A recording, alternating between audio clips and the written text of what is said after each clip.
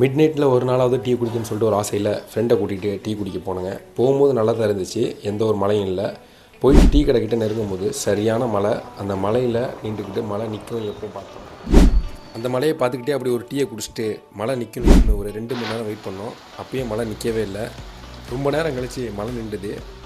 சும்மா சொல்லக்கூடாதுங்க, மழை டைமில் டீ குடிக்கிறது அது ஒரு தனி ஃபீல் தான்.